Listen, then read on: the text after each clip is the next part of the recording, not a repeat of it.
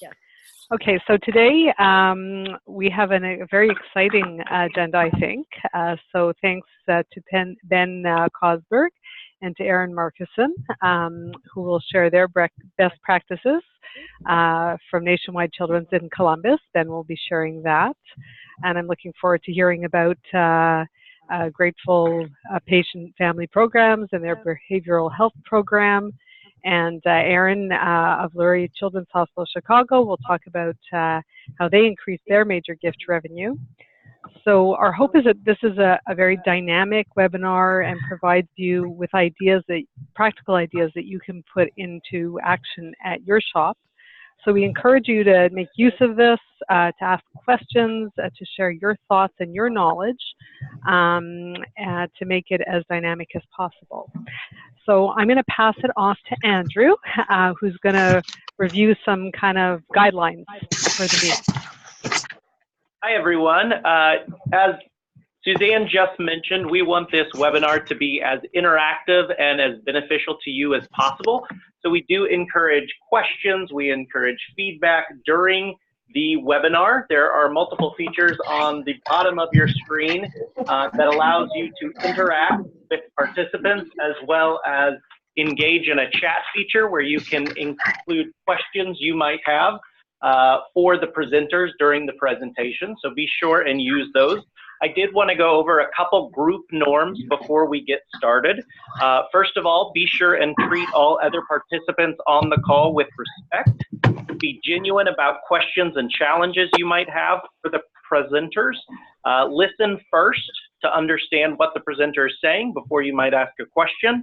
Be fully present. I know some of you might already have your emails open while we go over this.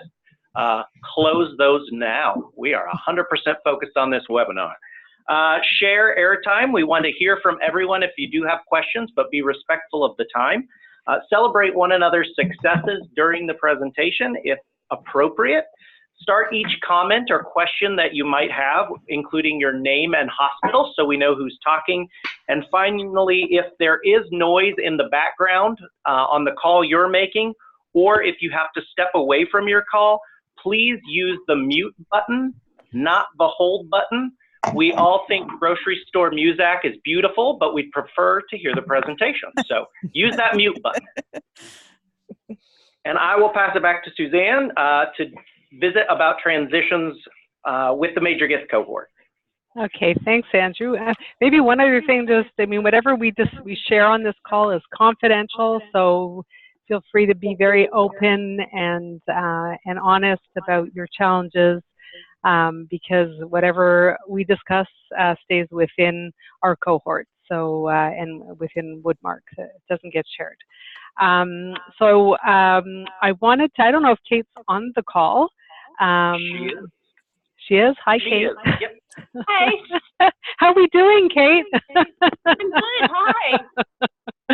So I wanted to thank Kate because we took over from her, and she's helped pass the torch to Andrew. And I know now that this is our first webinar that we've organized, Andrew and I together, with the help of Marcy and her team. And I know what a lot of work goes into it. So thank you, Kate, for all your hard work. And welcome to Andrew. I'm welcoming because I was here a little longer, not a lot, but because we're both pretty new this year. So, I'm going to pass it back to you, Andrew, for introductions. Yeah, so we first off, before the presentation start, would like to know everyone that's on the call. We are guessing that there are a number of you that are in groups together at your local hospitals. So I'll kick it off. Kansas City, Children's Mercy in Kansas City is represented. We have here as part of our major gift cohort, Kate Migneron, Mark Haas, Jennifer McGee, Kelly Albers, Corey Anderson, and Lindsay, and then me, of course, as well. So I'll pass it off to the next hospital. Don't be shy. Well, I'm alone here at the Montreal Children's Hospital Foundation. It's just me. Hi, I'm Sadie Nasser with the Alberta Children's Hospital Foundation. I'm Nicole Riggleman with Children's of Pittsburgh. This is Marissa Preston at Children's Healthcare of Atlanta. This is Ben Cosberg at Nationwide Children's, along with Carmen Severino and Jillian Bastian. Hi, this is Lisa Bacher with Lurie Children's Hospital in Chicago.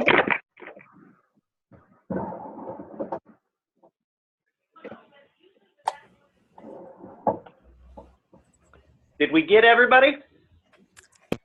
Hi, this is Rebecca Wagner with St. Foundation. This is Katie Graham. I'm at Sick Kids, and there's a few of us on the call, maybe in different rooms, but there's probably 4 or 5 of us here.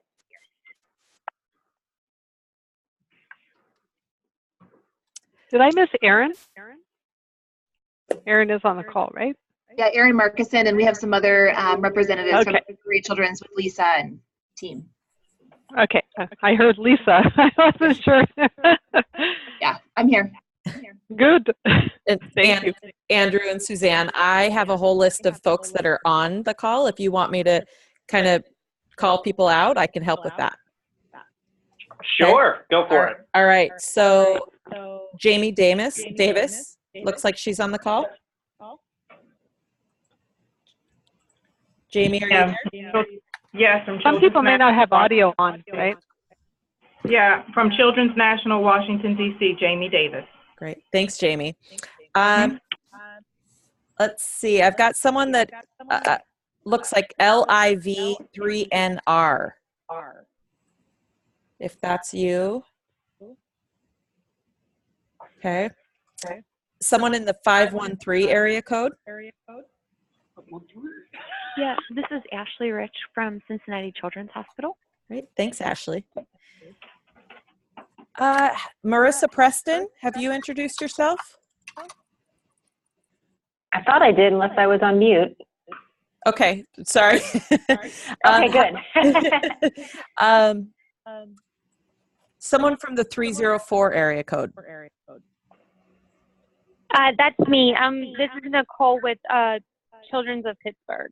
Great, thanks, Nicole. And 312 area code?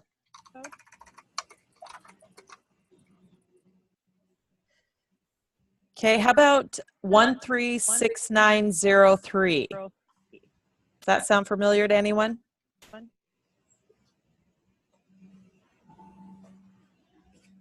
All right, and I think it's Melissa Goranzik. Are you on the line? Children's Hospital of Philadelphia. All right, and Melissa, is that right? Perfect. All right. Anyone recognize RXW 4542? Okay. Hey, it's Rebecca Wagner from St. Louis Children's Hospital. Perfect. Thanks, Rebecca. Sharon? Oh, yep, Sharon Robinson, Children's Healthcare of Atlanta. Oh, thanks, Sharon. T.H. Johnson.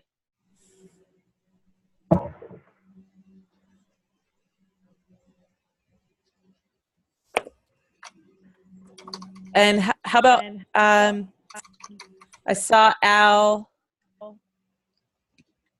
Nasidis. Hi, that's Sick Kids Toronto. Okay. All right. Is there anyone else on the line that hasn't introduced themselves or their team? This is Rana at Woodmark. There is an RANDLEJL who's been patiently waiting with her hand up.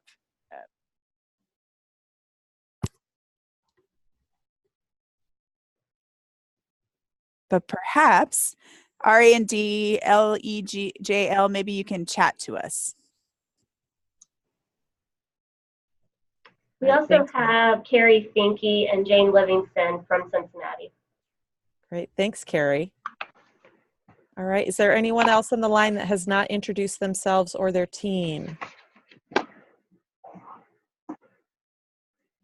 All right. Well, thanks everyone for joining us. I'm going to pass it back to Andrew and Suzanne. So we're going to dive right in, and we have changed the format a little bit this year with the webinars. What we'll be doing through the year is highlighting 2 hospitals within the Woodmark group at each session, and letting them share about a best practice that they've employed within their hospital, a tangible example of a program or process that they've implemented that has made a measurable difference for their team. We really want to give our hospitals throughout the continent an opportunity to take specific examples and duplicate those or use pieces of them within their own hospitals for the success of their kids.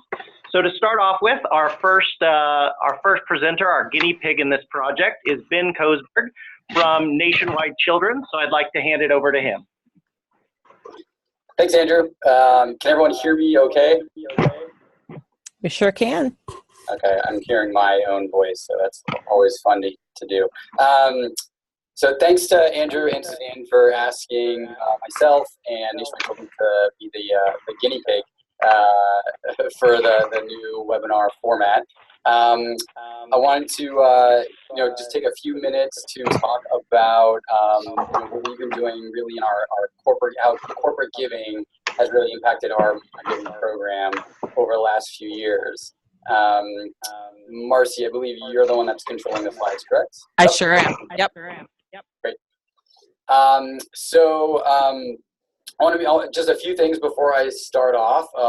One, two of my colleagues, Carmen Severino and Jillian Bastian, are going to be joining me throughout this presentation. So I want to thank them for joining and being part of this.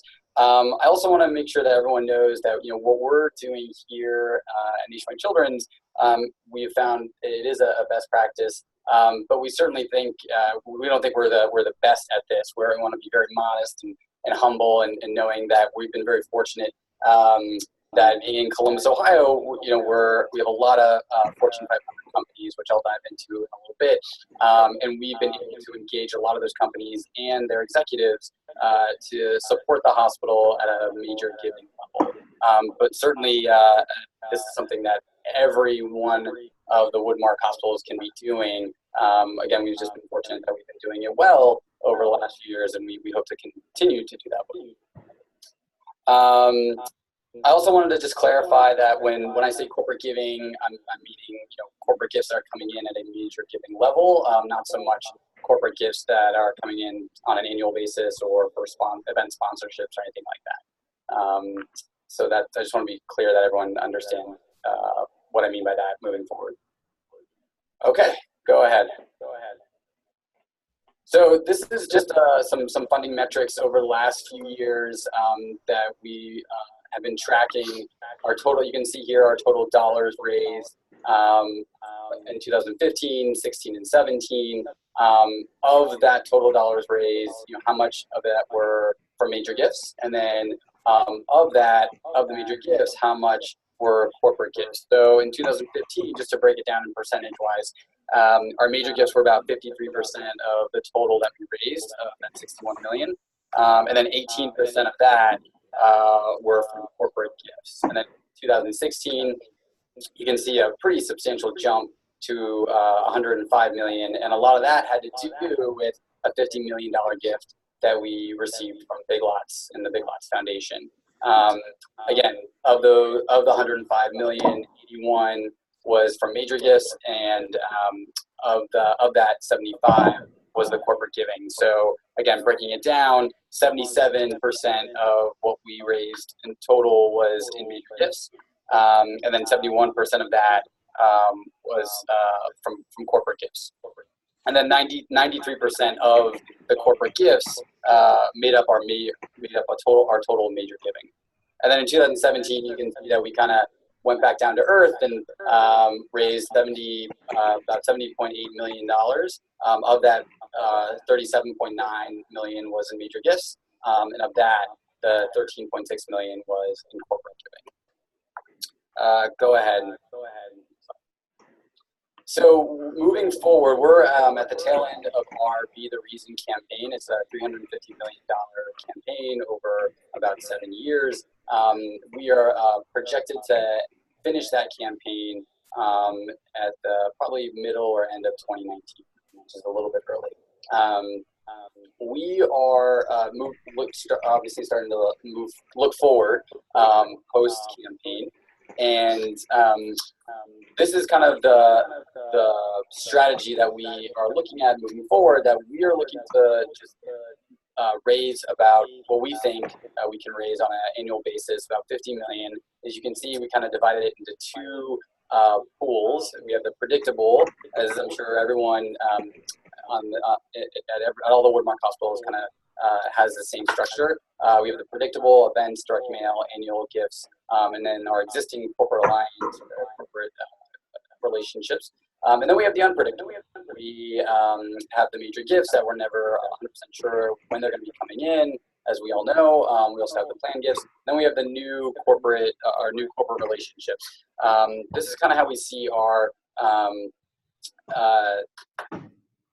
Sorry, I'm reading the notes in the chat. It's a little distracting. So this is how we see ourselves moving forward in raising the 50 million. The unpredictable is certainly the area that we see a lot of exponential growth in, and a lot of that has to do with the corporate relationships that we have already, but also the new corporate relationships that we're establishing this year and moving forward. A lot of that has to do with the Grateful Patient program that we have, which we'll dive into a little bit deeper in a little bit, as well as our mid-level giving program that we're starting to grow, and we'll dive into that as well. But as Columbus is growing, we see more companies being established here or moving here, and so we see that as there's a lot of potential to establish these relationships with the companies themselves, as well as the executives that are part of those companies to support the hospital at a major giving level. Go ahead and next slide. So you can see here, as I mentioned, we are very fortunate that Columbus is home to about 26 Fortune 500 companies. These are just a few of our corporate supporters that we've established over the last several years. And a lot of these are companies that have supported the hospital at a major giving level, but also have executives that have supported the hospital at a major giving level. A good example of that is Alliance Data. So Alliance Data is in the retail credit card space. Some of you might be familiar with them because they have calling centers all over the country. Their largest presence is here in Columbus. And we've established a great relationship with them and their executive team. Their president of credit card services actually sits on our foundation board. And she's been instrumental in getting them as a company to support us at a major giving level. They actually just gave us $1 million gift back in just last year, actually in 2017. It was their largest philanthropic gift as a company. And then soon after that, their president herself actually gave us a $150,000 gift, a personal gift, and a lot of that had to do with the relationship that we had established with not only her but the company itself. So that's just an example of the relationships that we've established with a lot of these Fortune 500 companies, and a lot of that has to do with the relationships that we've established with the executives, and it's really gone both ways. We've developed a relationship with the company, and then that has led to an even stronger relationship with the individuals themselves, and vice versa. In addition, a lot of these companies that have been strong supporters of the hospital for many, many years have actually helped open doors to new corporate relationships and major donors within those companies. So a great example is Nationwide Foundation. Obviously, Nationwide has been a great supporter of the hospital. They made a $50 million gift to the hospital back in 2006, and in return, as a thank you, we renamed the hospital Nationwide Children's Hospital, and from there, our relationship with Nationwide has really just blossomed and evolved. They've continued to give us about $10 million a year towards our research program, and they've also been able to open up a lot of doors for a lot of other companies like NASCAR and Hendrick Motorsports and the Dale Jr. Foundation. So without Nationwide and that strong relationship with them, a lot of our other corporate partners would probably not exist. Another great example is our relationship with Justice. which is was part of Tween Brands. It's now under the umbrella of Ascena Brands. We started a relationship with Justice back in 2014, and really from that helped us develop a relationship with the executives and the company itself of Lane Bryant and Catherine's, and that certainly led to a great point of sale relationship, but also the corporations themselves have been very supportive of the hospital, and even their executives have in turn been very supportive.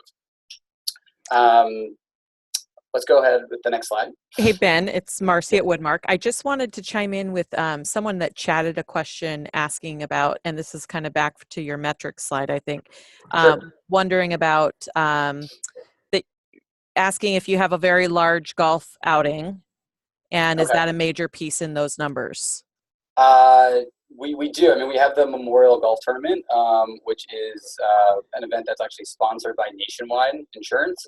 But I would say that on average, that raises about $1 million a year, and that's predictable money coming in every year. So we don't necessarily count that as our from a corporate gift because it's coming from the Memorial Tournament itself, not Nationwide. So when I pulled those numbers, a lot of those, all those corporate gifts were coming directly from the corporation. So the answer is no, none of those numbers were coming from a large golf outing. Great. Or really any events. All right, thank you. Is that helpful? Yeah, I think so, hopefully. Great. Sorry I missed that. I missed that question. The chats were kind of popping up. Yeah, and we'll keep an eye on that, so don't worry about that, Ben. Yeah.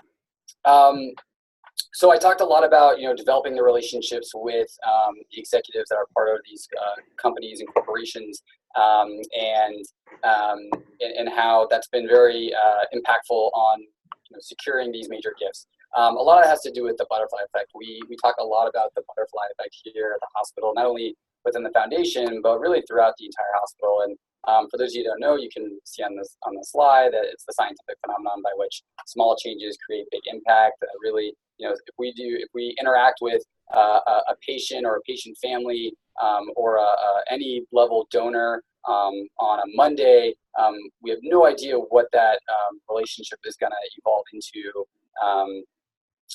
A year from now, 3 years from now, 10 years from now, and Big Lots is a great example of that, in which we engaged with them for an event years ago, and that led to a greater relationship with some of their executives, which led to them wanting to learn more about our behavioral health initiative, which then led to them giving the transformational gift of $50 million to the hospital back in 2016. But I don't want to dive too much into that. It's a great segue into how our Grateful Patient program has really been impactful in developing these relationships with our corporate donors and the executives that have become major donors. So I want to introduce my good friend and colleague, Jillian Bastian, who's sitting right next to me in a very unawkwardly way. And we wanted to do a little bit of a interview style thing for everybody here. So Jillian is the director of our ambassador program. In addition to building our overall Grateful Patient program, she's also done a terrific job building our international Grateful Patient program, and really has been instrumental in starting the relationships with members of our existing corporate donors, as well as helping us establish new relationships with corporations and their executives. So with that, I'm just going to let Jillian just say a quick hi. Hi, everybody. And then we'll just go right into the questions. So Jillian, from your experience, how has our Grateful Patient program impacted the relationships with corporations and their executives? So I know I've learned from most of you on the phone when you kind of start a new program and you do your best practices. Where you guys certainly know more than I do, but I think we've seen a tremendous kind of increase in our families that come in that maybe have been called in through certain executives or corporations, or our senior vice presidents, that executive level that we've never been able to touch. For years and years and years, no one has returned our calls or email. there's a personal impact that happens for a family once their child is here. And I think what we end up seeing, there's nothing that I can give to that family to change the outcome of what's going to happen for their child. But I also can't give them a private room. We have those here. I don't give them a special menu, the concierge service piece.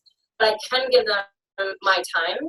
And where we've noticed kind of our success is really spending time with that family, hearing the good, the bad, the ugly, running things up through the chain of command if something is an issue, and really just making the parents feel heard and having those physicians come together. For us, we've really been able to see, this relationship once the patient has left. Those conversations come up when they are in particular board meetings, or they've had that impact to say, hey, we want to help. Like, how could we do that? And again, this Grateful Patient Program, it's, so many years in the making, right? Someone could have rounded on a family 10 years ago and they decided to give it now. Or in 10 years, we could see more gifts come in through justice scores based on those folks that we saw. But I think the important thing is those corporations, those people are coming through your doors. Get in touch with them, even if it means, like last week I sat with a family for an hour. They were doing a wound change. It was not my favorite thing to do, but it made such an impact to that family. And we haven't been able to get to them prior to that. Great. That's I know you kind of entered number 2 and number 3 with that, but I'll just state number 2. Can you provide an example or two on how a grateful patient family led to an expanded relationship with a corporation? Yeah, Ben mentioned us a little bit about Alliance data, so I think that's such a great story there that we have been able to, when these kiddos, and I'll talk about it in the 4th question, how we know when those families are coming in, but we had a kiddo who, typical stomach ache in the ED, hours later was admitted up to our hem-onc floor and, was diagnosed with a Wilms tumor. And, that's a really difficult time. We work with the frontline staff, we work with the physicians to say, like, isn't it an appropriate time to visit? My job is very much, I'm still considered on the major gift team, but my wholehearted purpose is to go in to make sure that family is okay. And to find out what I can do. Can I help with contacting people? Can I go grab them coffee, from little requests to big requests? And this particular family was here for several months with chemotherapy, and we knew that Dad worked for Alliance Data. We wanted to be there for him, and lo and behold, after many conversations, the family simply said, "We are so extremely grateful. What can we do to give back? I know, I work for Alliance Data. I know they give back, but how do we make a bigger impact?" And right there. So I had the privilege of, in this case, working with Ben to see, Ben, listen, I want you to meet Dad. I want you to be able to come in. Maybe you can talk a little bit about different areas and different programs that they can figure out a way to give towards through Alliance Data or on a personal level. So it's really, there's no perfect science behind it. You may not get a family to say any of that until much later. You may have to bring up the conversations eventually down the road for the family when their child is better, and you talk about their experience here, and you say, we're really working on a lot of fundraising for this particular program. We hope someday you'll support us, and kind of get those conversations rolling. Hey, Jillian. Yes. Oh, Jillian, it's Marcy at Woodmark. I just have someone that chatted a question. You may have already touched on this, but they say, are you visiting with them while they're inpatient in order to meet them? And what he or she means is, how are you first connecting with them? Yeah, so one of the last questions, I don't see it on this slide yet, is, what is our ability for tracking these families? And I think that is probably the biggest thing that you can kind of get worked out in your program to make sure that you know who's coming through your doors, be both proactive or reactive in some cases, get in really well with different service lines. in this particular case with that family, so I work very closely with our research department, and again, we do kind of a proactive approach and a reactive. So we take a look at any donor families or any prospects in the community that are within a certain threshold. So I think our criteria right now is $50,000 and above or giving capacity. And those families are flagged. And we look at a couple of things. We look at out-of-state families coming. We look at outpatient visits within the next 2 weeks. And then we look at outpatient visits on campus and off campus. So that gives us every Thursday, I kind of go through a list to prepare for what my next 2 weeks or my next week is going to look like. On a kind of reactive level, we are able to obviously screen those families that are coming into us, and those families we will put a flag on. So say little Betty Jo comes through the ED, her parents are $1 million prospects in the community they've never given. Well, we don't get to see little Mary Jo this time, but we've been able to count her in our prospect bucket or flag her, and then we're able to go through and see her the next time she's here, maybe for a follow-up. Again, a lot of it is, working with the clinical staff and making sure on the same page. Can I see this family? Is it a proper time? A lot of our HEMONC kids, we don't initially go see. We want to make sure that it's the right time for the medical advice from the team before we walk through. So I hope that answers. There's much more details I could get into with it, but for timing purposes,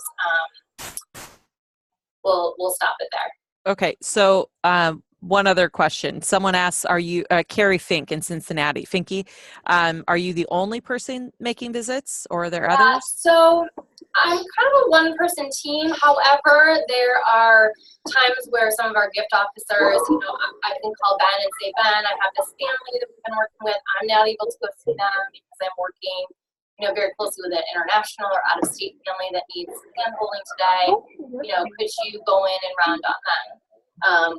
There are people that, the third question here is, do we always work with the corporate level? No.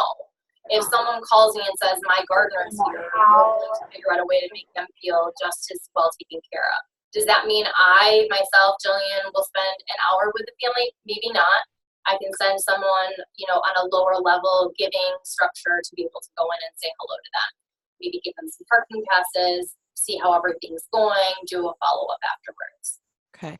And what do you say to start the conversation with these families when you show up in front of them?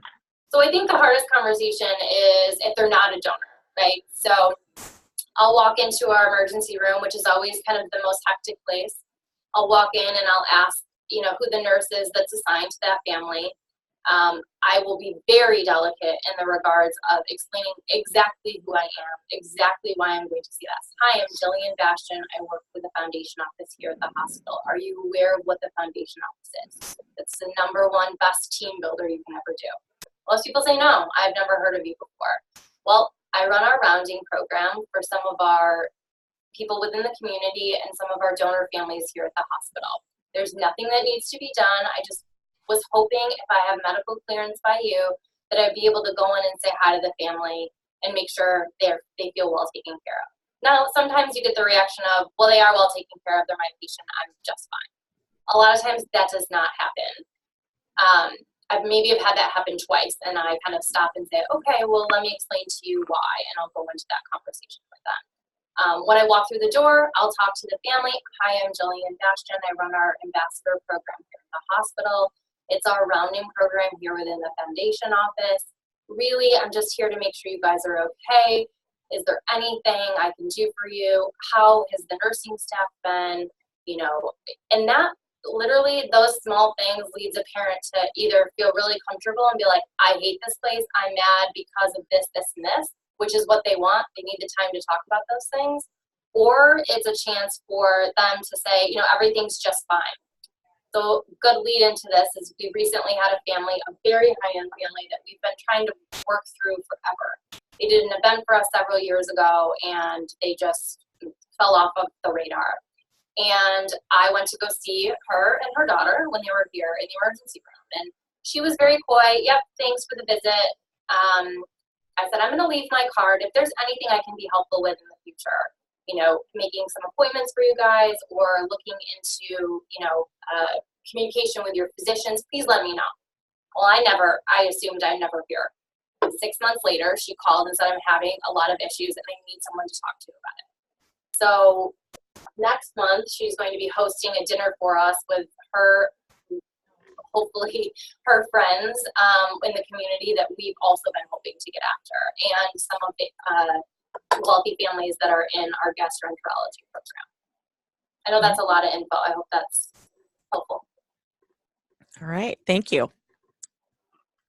Okay, thanks, Jillian. Yeah. I know that covered a lot, really just overall the Grateful Patient program, but specifically, how that's really impacted our corporate giving program and our relationships with our corporate partners. So, again, Jillian's been amazing in helping really evolve and grow those relationships. In the interest of time, I'm just going to move forward. If Marcy, you want to click to the next slide.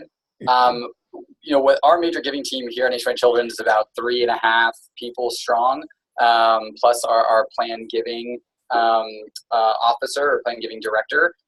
She is part of our major giving team. When I say 3.5, the half person is Jillian, who serves as as she mentioned, kind of a major gift officer. But as our major giving program was growing, we saw a need to, as we all know, building the pipeline is crucial in sustaining and growing a successful major giving program. So we felt necessary to really establish and grow our mid-level giving program. And so this past year, we hired 2 mid-level giving officers, or what we call assistant directors of development, to really help really identify and cultivate relationships with all donors, especially those donors that were currently giving at around 10,000 to 25,000, but to start to really build that pipeline. And we saw that quickly this has been successful in our relationships with our corporate partners, both existing and potential corporate partners. So I would just want to quickly introduce Carmen Severino. She's one of our assistant directors of development. And she actually started with us in April. I believe it was week number 2 or 3 for her when she came to the Woodmark conference in May in Kansas City. So it was kind of kind of going head first into her work here and learning about not only the hospital but Woodmark. But I just wanted her to just spend a few minutes talking about her role so far and how that's been impactful in our relationship with our corporate partners. Hi everyone, thanks for having me.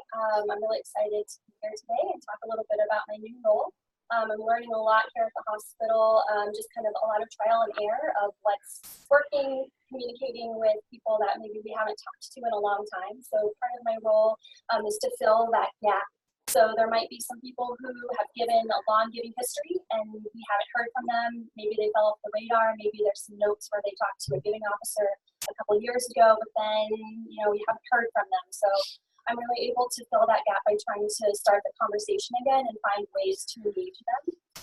We also have a great program where we have researchers who go through and will show us if there's giving capacity for people who give small first-time gifts or come through us through one of our big community fundraisers or direct mail. And on a small team of major gift officers, there's just not the capacity on the team to reach out to those people and really steward and cultivate them. But really great corporate relations can come of it. So I've had the opportunity to, call and email and send notes to these people and have had some really great success of starting some relationships, which will hopefully, speed the pipeline for years to come. An example of that is I called someone and they work at a company here in Columbus. They had given, every year $100 at one of our fundraisers that happens in September, and that was really kind of the extent of their engagement. But having that personal phone call, they came in for a tour of the hospital, and really getting people into the hospital, I think, is, for me, like my #1 priority, because the facility speaks for itself. If you get people into your space, then they get excited about it, and then you can start to think about other ways to get them involved. Another thing that we do for cultivation of our mid-level donors is we have a program where it can be intimidating for some of those donors who've given $100, $1,000 or smaller gifts to come in and do a one-on-one tour or a coffee or lunch with me. So we have tours that are group, and we offer that 4 times a year. We have them come in, they get a tour of the hospital, we have a guest doctor or researcher come in and talk to them a little bit about their work, and then we can start to engage them in other ways after getting them into the hospital. We're hoping to grow this program by thinking of other ways to engage them that doesn't necessarily have volunteer, like weekly visits or things like that, but having them come in and do some quick, volunteer activities. An example of an idea floating around would be to have them come in and do some gift wrapping after our toy drive around the holidays, and then to see the hospital and then be able to do some follow-up with them there.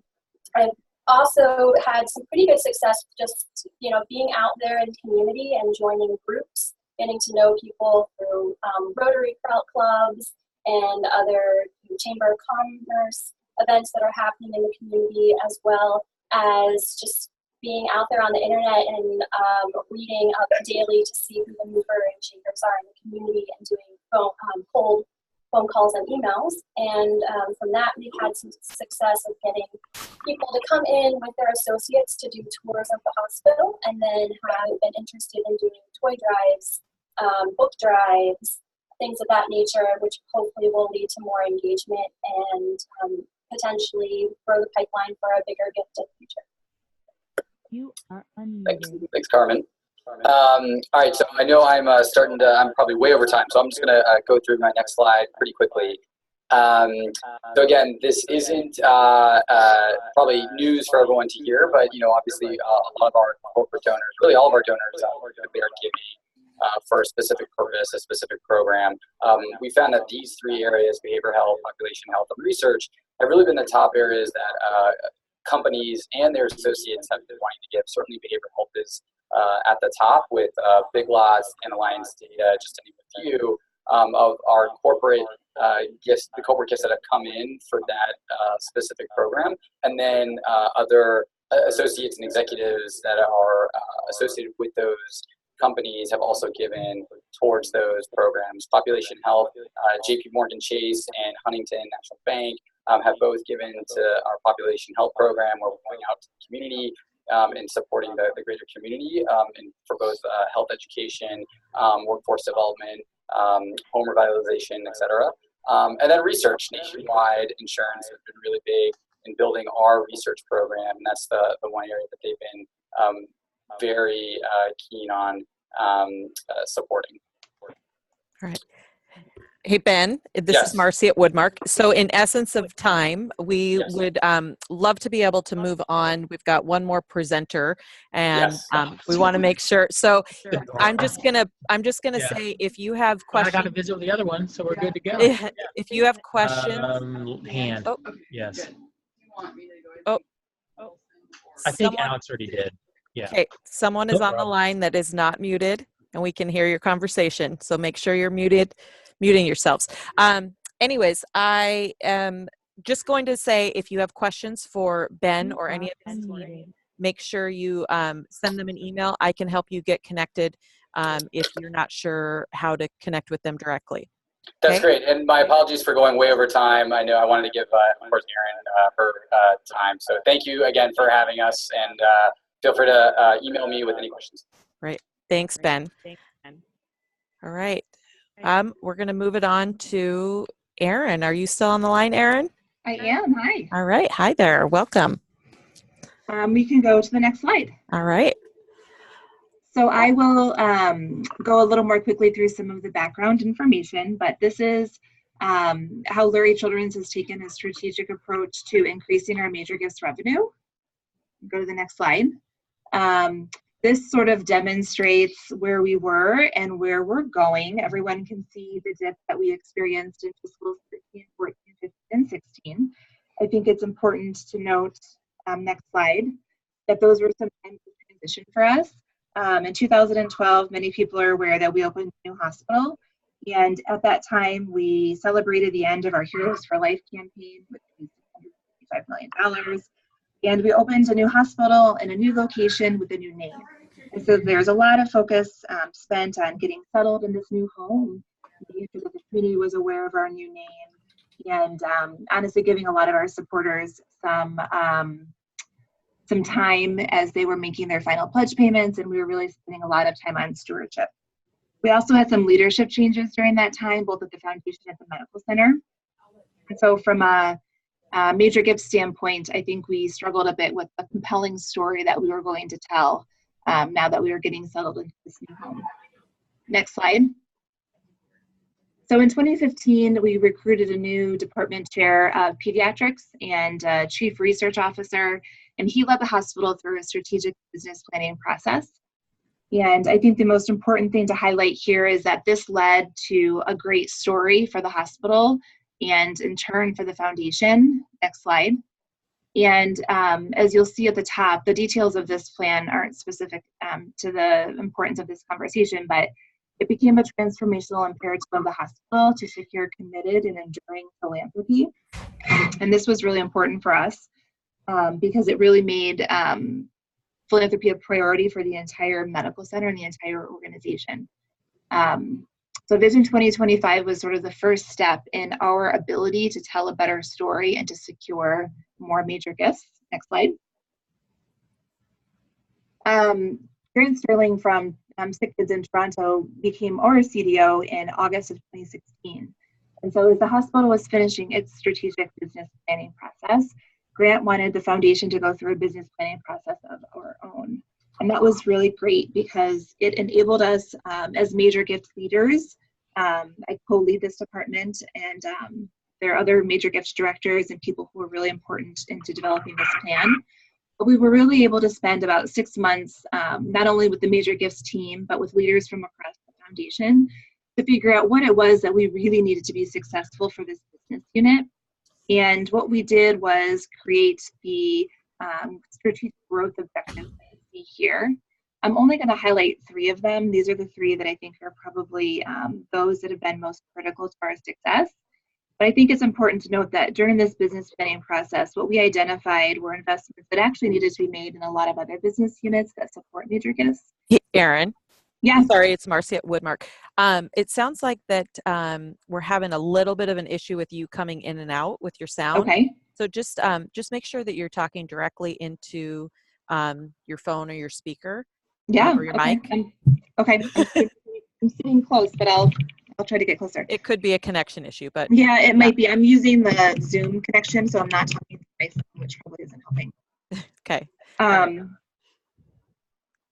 So I think it's important to note that in order for major gifts to be successful, it's important to recognize the investments that need to be made in other business units, and for those partners to be receptive in supporting the work of the major gifts effort. Next slide. So one of our strategic growth objectives is to position major gift officers as road warriors.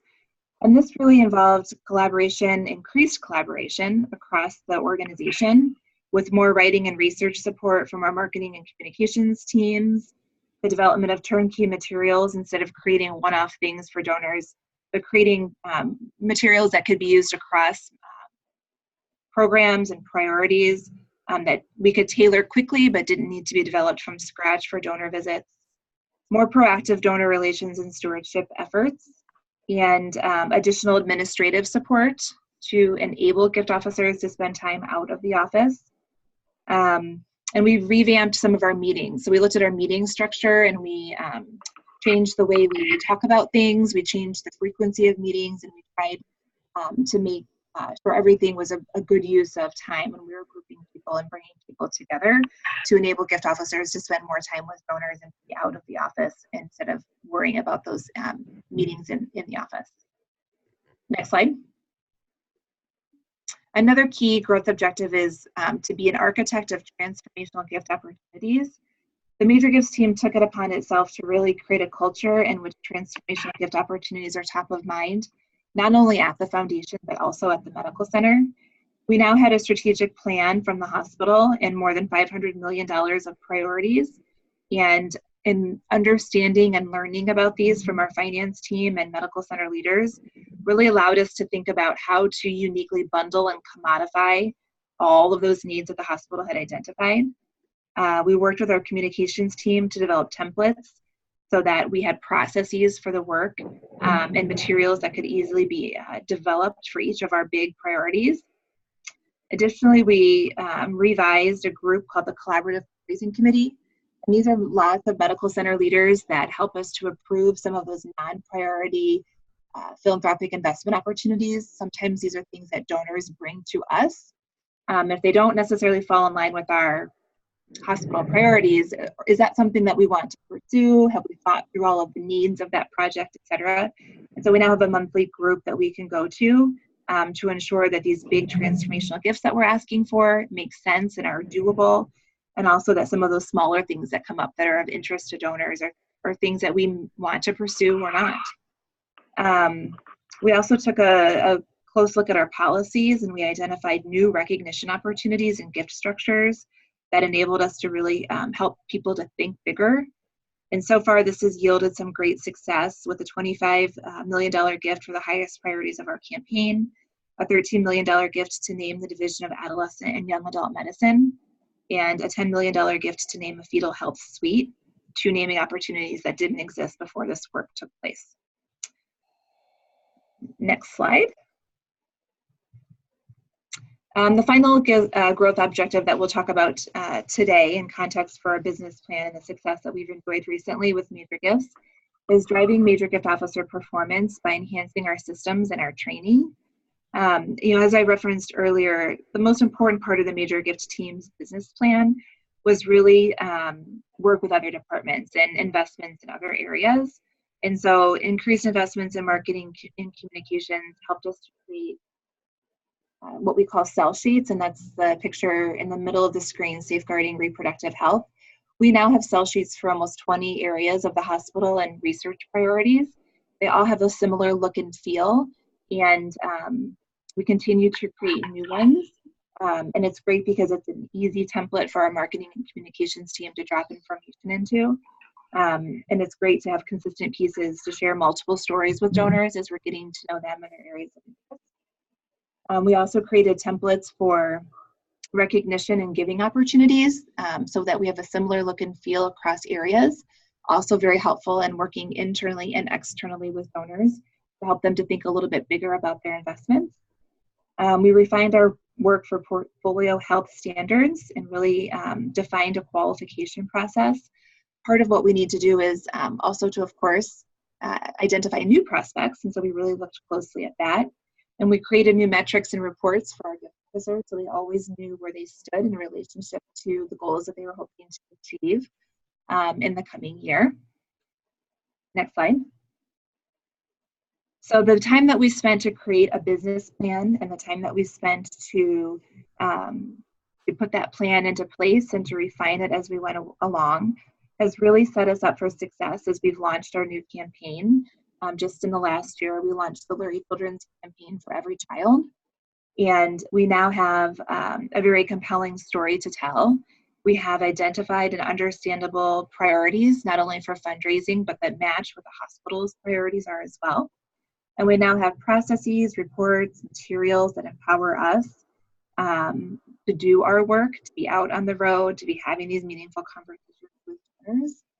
And I think the results in the next slide are just a quick snapshot of what we've been able to accomplish. We were able to raise $116 million in fiscal 18, which includes $57.7 million raised just by the Major Gifts team.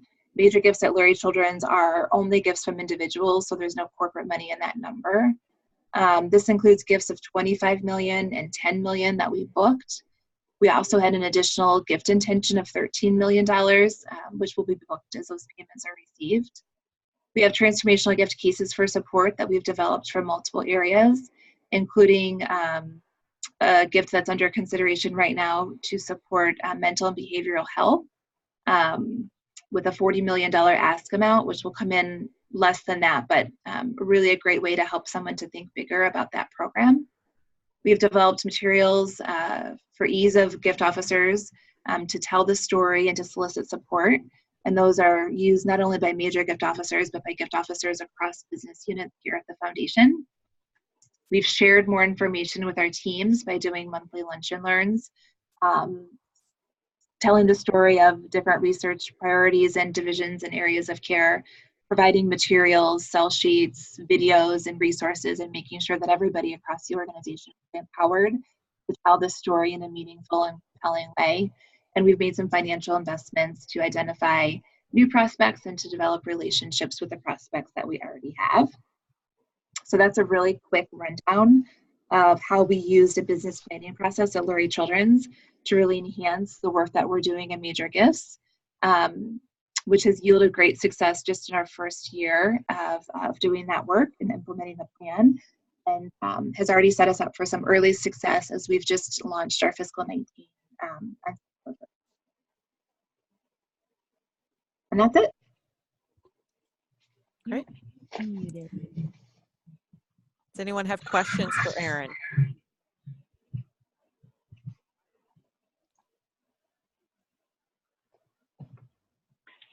Erin, is it possible, it's Suzanne from the Montreal Children's, to share with us some of your cell, I think you call them cell sheets? Yeah, of course. Yeah, I'd be really interested in seeing some of those if maybe we could put them on and also your recognition opportunities. I think you have templates for that too. That would be really interesting to see that. It sounds like you've made great strides. I'm really fascinated by what you've done because we're on the cusp of a campaign and we're doing some of these exercises, and you gave me some interesting ideas. Thank you. Yes, I'll be sure to work with the Woodmark team, with Marcy and team, to make sure that those templates can be uploaded and shared. Yes. Yeah. Great, thank you. Hi, Erin. This is Andrew from Kansas City. Can you hear me? I can. Perfect. Quick question. You had mentioned that you've got donors that come to you with ideas. Does your major gift team ever feel conflicted with the institution as to whether you are operating in a budget alleviating versus a budget enhancing format? Yes, and so this is a shift that we've really worked hard to make, and it's been easier for us now that we have these identified priorities that we can lead with. But there will always be people who have a very specific interest, maybe based on their experience or personal interest, and it's balancing that we work very closely with that committee on doing. And there is an appetite in some cases for us to take gifts for non-priority projects, particularly if that's the only thing that the donor will do. They're not interested in redirecting to something that's already on our list. But they always think through all of the things that gift needs in order to be successful. So if it's a $100,000 project, they're only going to give us $50,000. The group would say no, and this is why. And those are conversations that we can have with the donor to make the organization's position. We really needed a larger investment to make it work. And in some cases that's worked well, and in other cases, maybe the gift doesn't come to fruition. But at the end of the day, I think we're always sort of looking for that alignment in the hospital's priorities and opportunities, and there's something that the donor will find to be compelling and meaningful. And you always hope to find that sweet spot, and so that group helps us to make sure we land at the right space, right amount. Hi, it's Suzanne again from the Children in Montreal. Regarding this committee, I was fascinated by that too. Can you maybe share who's on that committee, like how many members and how they're selected? Yeah, so the group includes always the chief of pediatrics. He also is our chief research officer. We have our chief operating officer from the hospital, chief finance officer, and members of his team who oversee all of the finances for the hospital and the foundation.